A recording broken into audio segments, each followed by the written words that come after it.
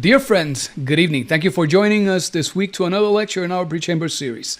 Let's talk tonight about this thing called the phenomena of death.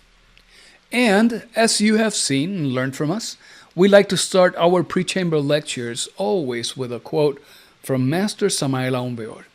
And Samael says, "People do not care to really understand the deep significance of death. All people really care for is to continue in the afterlife, and that's it." Now we need to hear these words, and we need to make sure that we somehow internalize them, because we cannot allow ourselves to live this existence only caring for the opportunity to continue in the afterlife. That would be completely superficial. It would render our life insufficient, and we will not be able to make the radical transformation that is necessary. We need to understand what is this thing called death and the connotations of death, because this phenomena of death goes beyond the physical effect of a body that no longer is giving an indication of vital signs, of breathing, and of any type of brain activity. So let's start. As we go into this topic of the phenomena of death, let's start by understanding what exactly are we. We have seen in the sacred writings across all of the world's great religions that God, this concept of the Creator, is a multiple perfect unity. And we have also learned that there is a hermetic principle that is called the principle of correspondence that states that as above, so below. So if that source of creation is a multiple perfect unity, meaning that that source of creation is a combination, a harmonious combination of many things, then while we are here inhabiting these bodies, we are also a combination of things. And we're going to start by saying that in terms of that multiplicity, we are a soul, we are a physical body, and we are a vital body as well. This physical body is very easy to detect it and perceive it, because we have senses, and it is through the physical body that we receive information and impressions from the environment. We can see them, we can hear them, we can taste them, we can smell them, we can touch them. Even though our physical senses are somehow subjective, we can perceive and get a lot of information from the environment, and we get that information from the receptors that exist in the body.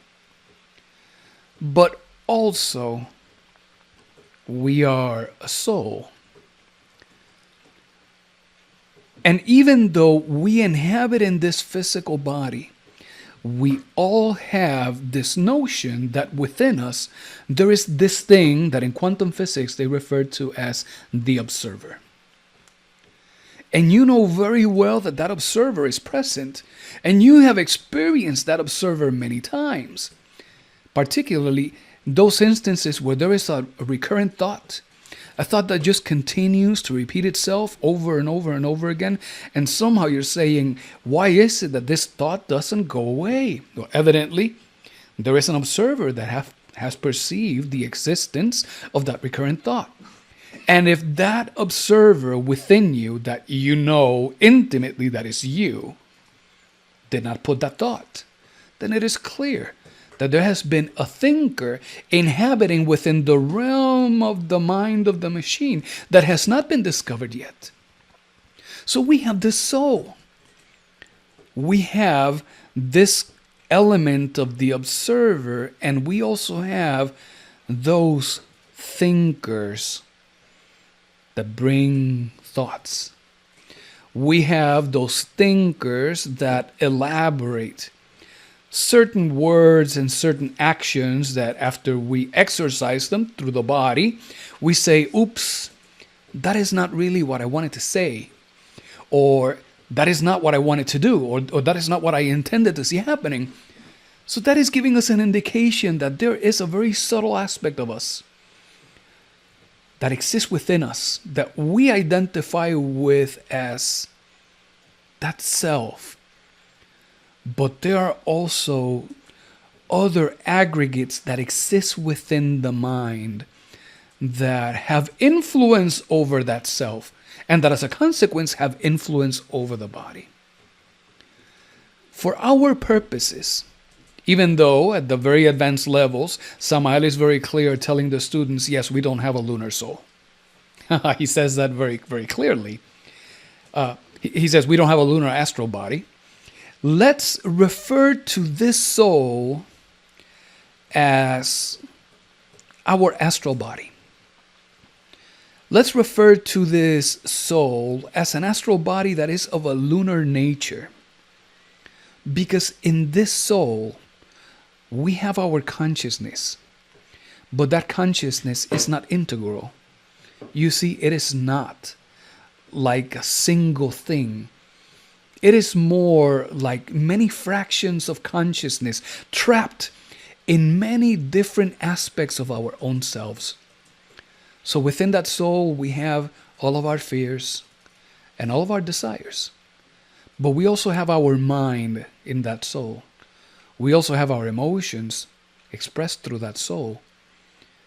We have even our willpower expressed to the soul itself.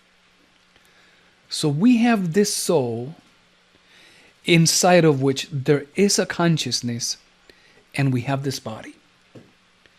And that soul inhabits in the body, but that soul has no ability to keep that body alive. That physical body needs of something else. And it needs of an ethereal double. Depending on where you go, that ethereal double, some people may call it the rainbow body, other people may call it the subtle body. It has many names, but it is an ethereal body. It is a body made of ether. In reality, it's 4 ethers. And this ethereal body is what infuses life and vitality on the dense substance that makes up the physical body. This ethereal body is responsible for your thinking processes, for your ability to perceive. It is responsible for your biological processes, for your processes of reproduction, and it is even responsible for all of the electrochemical processes that take place in the body itself. So we have a physical body that we have been given as a vehicle so that we can maneuver around and exist in this plane. And there is a vital body that keeps our physical body alive. And then there is a soul. And inside that soul, a consciousness. An observer that comes to live and experience through the vehicle that is the human body itself. This is what we are. And this thing called the consciousness, the essence, that light aspect of the soul, that consciousness is the material that we have been given so that we can fabricate a radiant soul. A soul that is not mechanical and lunar, but a soul that is radiant, that has developed an independent mind, that has received faculties that are the faculties of our own spirit, of our own innermost. Faculties that we can observe in great masters, in angels, in archangels, initiates, etc. So this is what we are. We are a combination of 3. Again, a physical body with a vital body and the soul. But we are here not to continue expanding on what is it that we are in our body. Now, we're here to speak about the phenomena of death. So what happens with these 3 things at the time that the angel of death comes around and says, time's up, time to move on? Samael tells us death is a mathematical operation. And that means that there are a series of positive values that we carry within, and there are also negative values. The negative values, they're easy to see because you can look at your anger and, well, you know how destructive that can be. Maybe you have experienced greed or very strong ambition, and you can see how destructive that can be. We have seen lust. And lust does not care about finances and personal commitments. Lust does not care about where it is, what time it is, or with whom it is interacting. Lust does not care if it is the work environment, if it is a church, if it is a hospital, or if it is somewhere in a hidden alley. All that lust cares for is for the satisfaction of its desires. And we have seen how many people have seen their marriages destroyed. How many people have lost their jobs? How many people have brought misery and misfortune into their lives, all because of lust? So yeah, we can see the negative values very, very easy. But we also have positive values. And our positive values are more in the likes of a flavor of altruism. There are some positive values that have a deep flavor of spirituality. There are some values that have an essence of compassion and kindness. But you know that it is those aggregates, those values operating, because when they operate, they are looking to do good, but they don't do good when good has to be done. And when they do it, they do good at a time when good shouldn't be happening, and thus they create problems too. And a good example of this is those aspects of ourselves that are altruistic. Those are very positive egos. But in that altruism, you may be walking down the street and somebody may come around. This is a true story. We just witnessed this not too long ago. Our friend was walking down a plaza and he came across this woman who was walking around carrying a baby, and she was crying and she was asking for someone to give her some money so that she could feed the baby. She was hungry. And our friend, altruistic, put his hand in his pocket and gave a little contribution to the woman. But then, sometime later, our friend was walking down the same path and came across the same woman with the same story, with the same tears, asking for the same contributions. And when our friend looked, that was not a baby, it was a doll. It so happens that this woman happened to be with a man, and they were orchestrating this drama together. So they were investing all of this effort in this act, in this drama, to be able to generate some income, perhaps having the ability to use that very same energy in something that would have been more constructive, that would have been able to help others.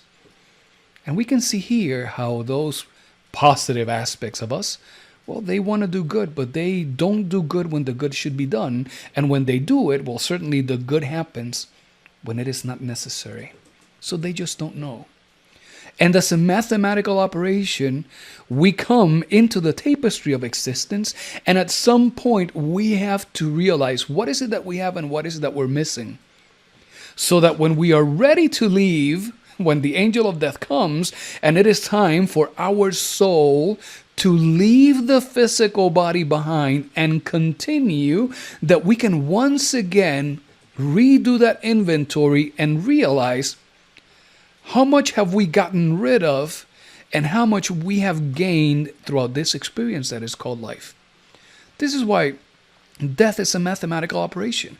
We have to reconcile what we brought and what we are taking with us, and hopefully the sacrifices that we go through here, the efforts that we put working with the creative energy that we have been given, and the powers of the consciousness become used in such a way that we can bring about the elimination of those inferior aspects that exist within us.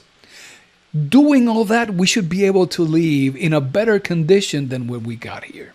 Ideally, that is part of the goal of life. This is why death is referred to as a mathematical operation. But this thing of death, when the angel of death shows up and the angel of death takes action, something happens to the soul, to the body, and to the ethereal body. The first thing is that the soul is connected to the physical body. Every night, well, you have unfolded in your astral body. So yes, you're out lingering in the fifth dimension, in that soul, in that lunar soul. And as you're there, well, you always come back into your physical body simply because your soul is connected to the body by a silver thread that in the Hindu tradition they call the thread of Antakarana. This is a silver thread that has the ability to expand itself to the very edges of the infinite and bring you back.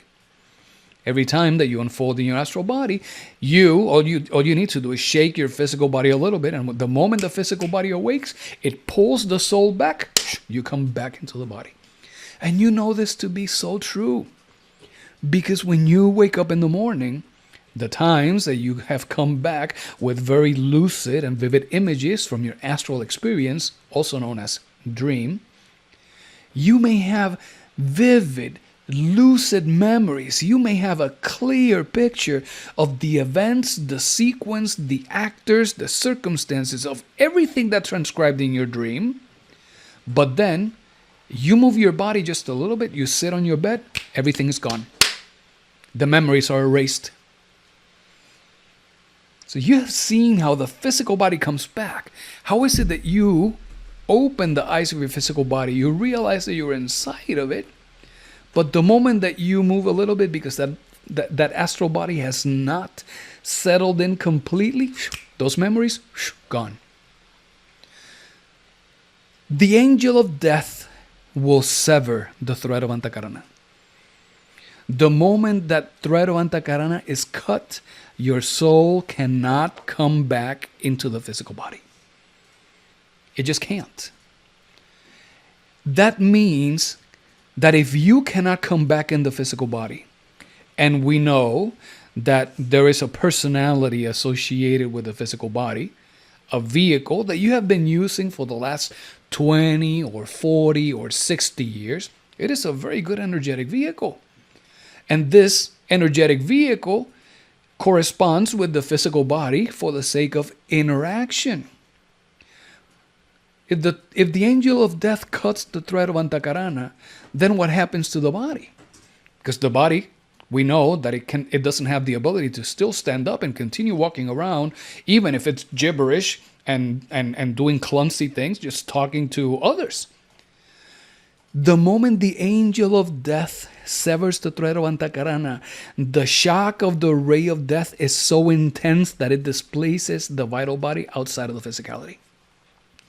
And when that happens, there are some aspects of those four ethers that come into play and contribute to allow the physical body to degrade, to decay, so that it satisfies the principles of a cosmic law known as the cosmic trogo auto egocrat.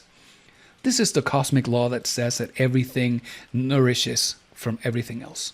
Today, you eat something, and tomorrow, well, you are the one consumed. This is what the law is saying.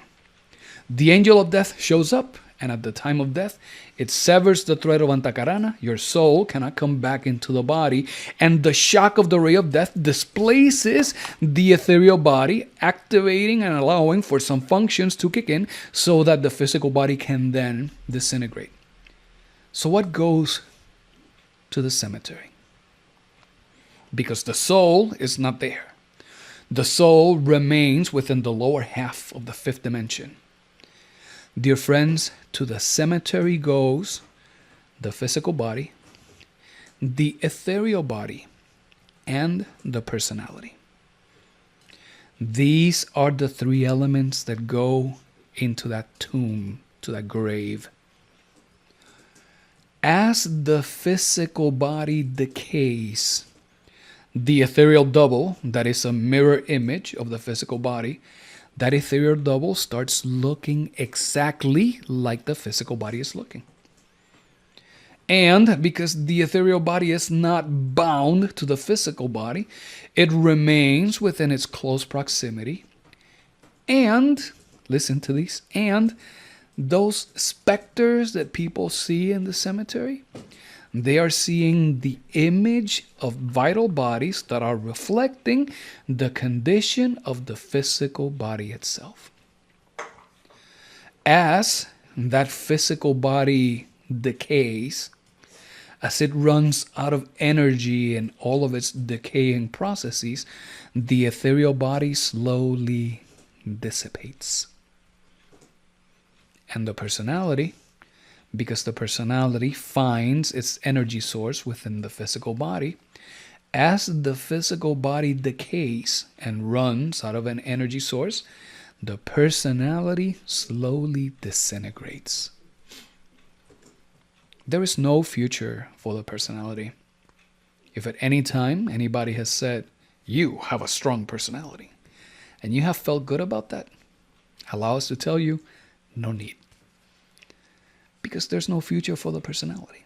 The personality is born in its time, and it is done at its time. And beyond that, there is nothing else. The key thing here is that the personality, being an energetic vehicle and being part of so many experiences that it lived throughout the time span of existence, because your lunar soul, that conglomerate of many psychological aggregates, many egos, use that personality to interact with the environment.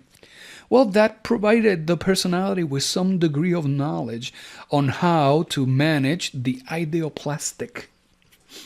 And as a consequence, as the body goes to the grave, the personality will make use of the ideoplastic and will create an environment in that grave that would be very similar to the environment in which it existed at the time that it died.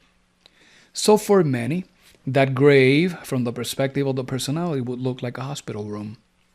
For others, it would look like an office. For others, it would look like a park. For others, it would look like the inside of a car. It will alter the ideoplastic to create an environment that remains familiar. This is what remains in the cemetery.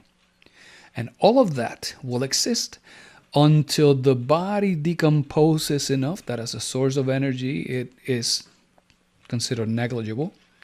The ethereal body would dissipate and the personality would disintegrate. Friends, this is what remains. But there is something that moves on. There is something that transcends. And what continues to a next life is that lunar soul. It is the combination of all of those positive and negative values that we carry within, and inside each one of those values, inside our anger, inside our lust, inside our envies and our greeds and our prides and our gluttonies and our laziness, there will be fragments of this consciousness.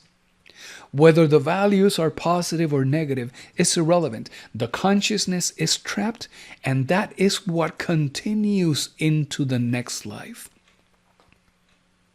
But something happens on the immediate 3.5 days after the moment of death.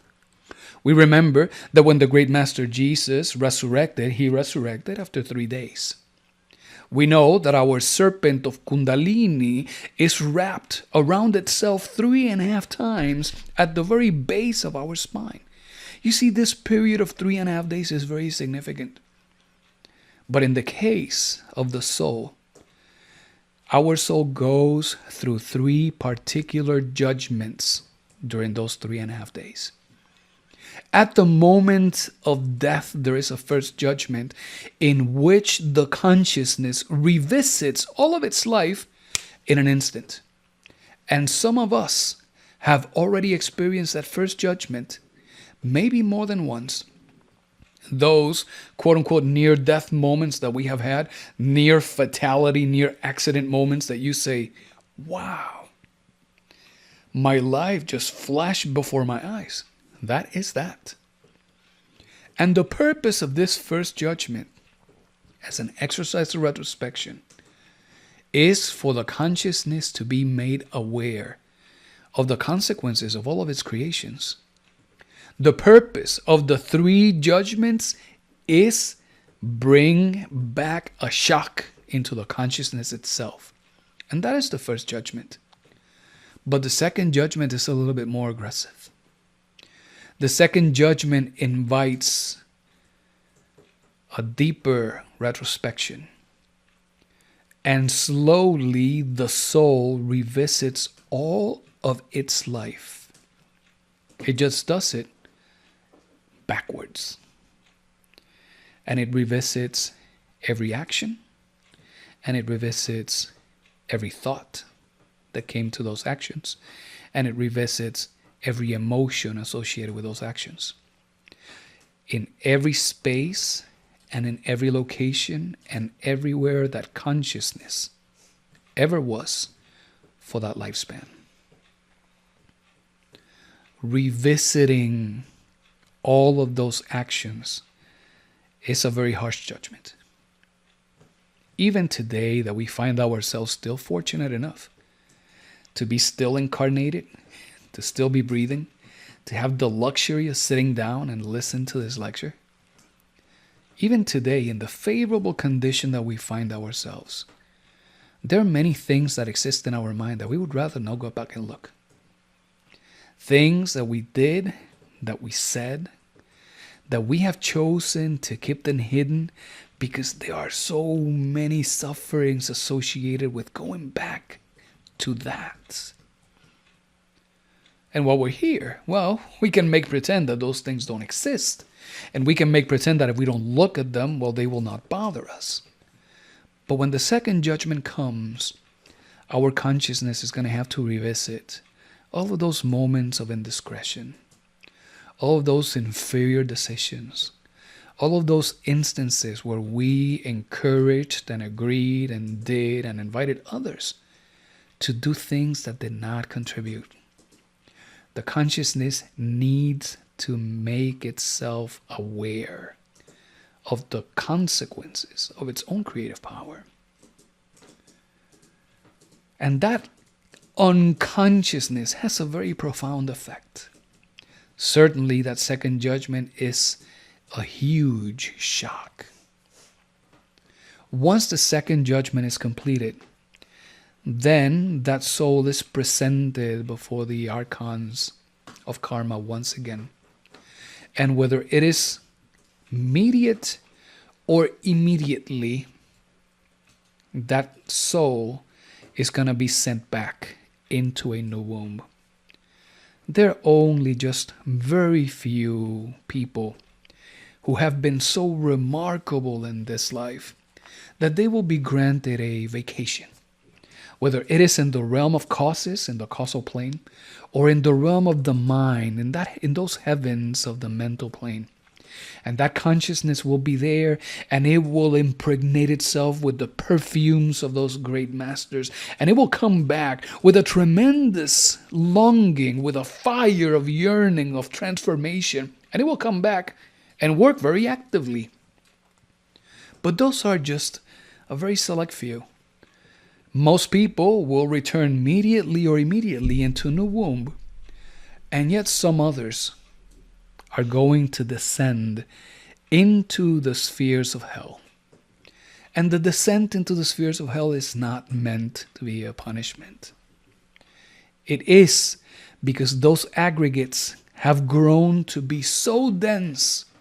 They have become such an obstacle for the progress of the consciousness that some of those aggregates will be sent by the Divine Mother, by the law, into the spheres of hell so that the forces of nature can do what the consciousness was unable or unwilling or incapable of doing while it was incarnated. The Divine Mother will help us eliminate our defects here if we work with her willingly.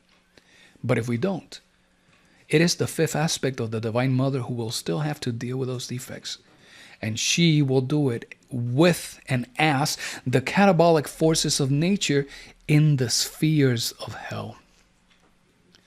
Friends, this happens because the purpose of the consciousness being incarnated is to give the innermost a series of experiences in a realm in which the innermost cannot just show up and participate. The innermost is so powerful. As a citizen of the galaxy, it is such a magnificent, powerful being that if it had the ability just to get into your body, with your body not being ready, your body will not be able to tolerate that magnitude, that power, that energy, and your physical body will just be done. The innermost needs to dress itself with the right garments to be able to exist in the right realms of nature. And here, in this kingdom, this realm of Asia, that is the plane of substance, this is pretty much the densest aspect of creation. Below us, we have the spheres of hell. Yes, there's a third order of cosmos underneath. Yes, that is true. There are many more laws in those inferior realms that make things chaotically mechanical and bring about a lot of destruction. Yes, that's true. But at this realm in which we operate in 48 laws, the innermost needs of this garment, of this vestment, to be able to operate here. And this is why the consciousness that is a fraction of the human soul of the innermost, that essence, that divine aspect that exists in us, that is what we have incarnated of the innermost itself. And we are here, and just as you see this image on the screen, we are standing at the threshold. We can face in one direction, and we will contemplate the path that leads us back into the Garden of Eden. Or we can turn around and we can face the path that would lead us into the spheres of hell. Because this realm of Asia, this kingdom of the dense substance, it is that interface between hell and the upper heavens. As we stand here, we have the option of make use of the phenomena of death to propel ourselves forward. And that means for us to make a revolution of the consciousness, to make use of that creative power that exists within us, to eliminate our inferior aspects so that the consciousness can be liberated. Because if the consciousness becomes liberated, it does not just go to space randomly. It comes back and it coalesces on itself. As the great alchemists wrote, solve et coagula, dissolve and coagulate. Dissolve your defects, dissolve your inferior nature, and the consciousness will come back to itself. If we do this, we can transition from this realm of Asia, of dense substance, into a realm of formation. That realm of formation is made of three specific worlds that is also known as the realm of magic, of natural magic. It is, in Kabbalistic terms, known as the realm of Yetzirah. And here in the realm of Yetzirah, we have the fourth and we have the fifth dimension of nature. In the fourth dimension of nature, we see the angels of life. These are many of them members of the hierarchies of Archangel Gabriel. And in the fifth dimension, well, we see the angels of death. They are angels from the hierarchies of Orifiel, Archangel Orifiel, whose embodiment is Saturn, the moon, and Saturn. As we move up the tree of life into the realm of Yetzirah, this plane of formation, We can go one kingdom higher, and we can walk into the realm of Bria, which is the plane of creation itself. Bria is the realm of the innermost. It is there where we see the human soul of the innermost, but also the spiritual soul of the innermost and the innermost itself. It is there where we see this combination of Atman, the innermost, our spirit, and Buddhi, the spiritual soul, where Samael says that Buddhi is the container of alabaster that holds the flame of the innermost. And beyond Bria, we can reach the realms of the crown of life. That space of creation where the only manifestation that exists is that of the Father and the Son and the Holy Spirit. That is the realm of Asilut. That is known as the realm of the archetypes. That is the realm of the gods and the goddesses. We can use the phenomena of death to avoid continuing the cycles of existence, coming back here over and over and over again, extinguishing our lives and descending into hell to start once again. And instead of just going with the death of the physical body, we can use the phenomena of death and apply it to our inferior aspects so that we can be propelled forward into creation. And this is why we are given the opportunity of 108 lives. Because those who return mediately or immediately to a new physical body, they will be taken by the hand, and they will be taken to this very particular location. Well, there would be the howl of the winds of the hurricane, and there would be thunder and lightning, and in that shock, because we are so fearful, rather than facing courageously and exercise heroic action, that soul will seek shelter in one of those caves, one of those caverns. And the moment that happens, that soul suddenly realizes that it's taking a deep breath. And the next thing that comes out is the lamentation and the crying of the creature as it comes to experience the light of the sun for the first time. Friends, for that to happen, the angels of life have to intervene. And the angels of life are responsible of connecting that soul with a new zoosperm at the moment of those intense experiences of love that couple is manifesting at the moment.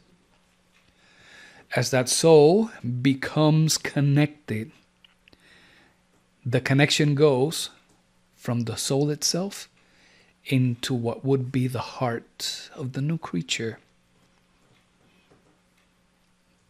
The consciousness will see the experience of being absorbed into the new body.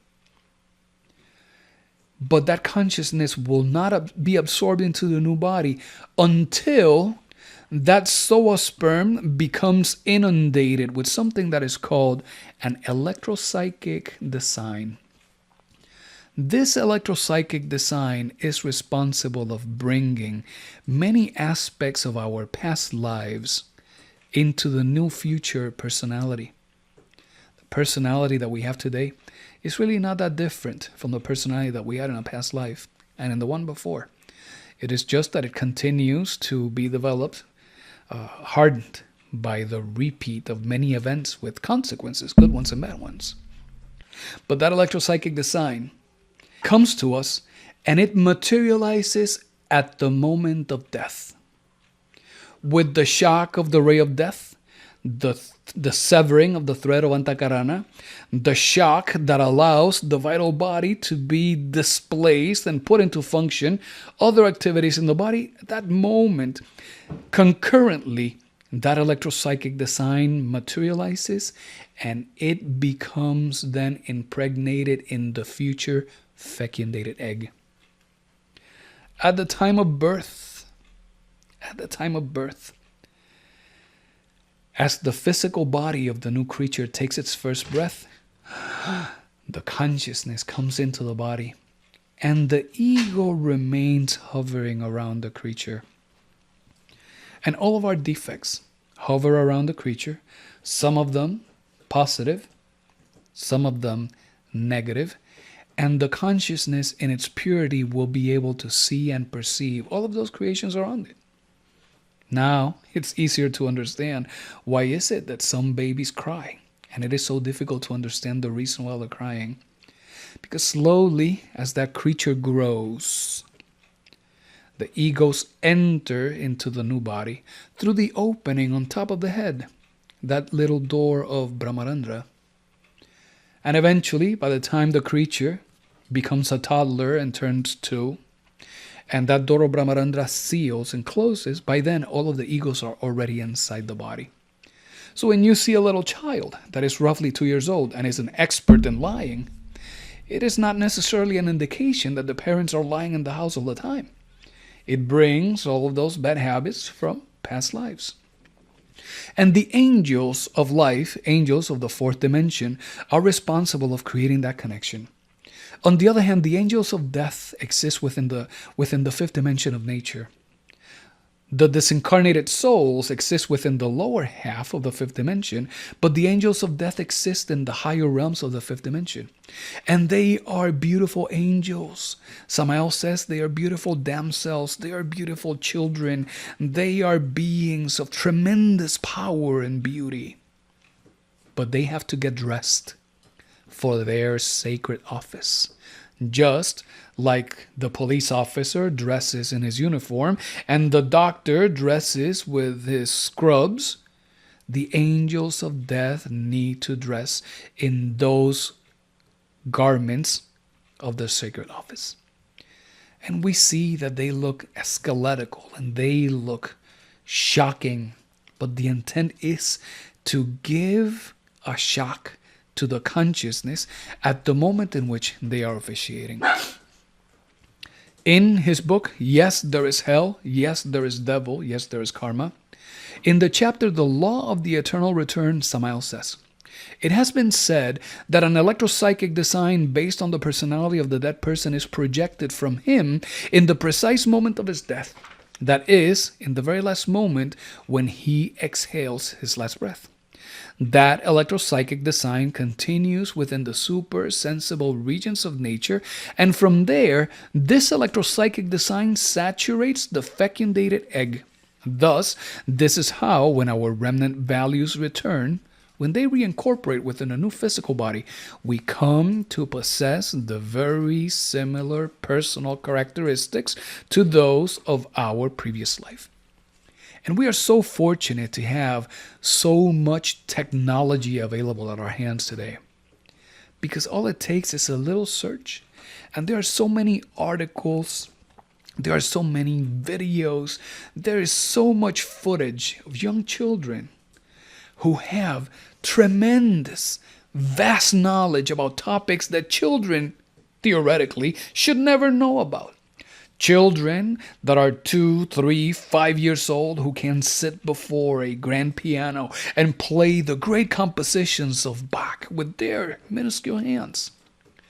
Children who have the ability to walk into a pilot's cabin in an aircraft and speak about the function of some flaps and the function of some elements of the aircraft and some emergency response procedures that pilots must go through to minimize any accidents.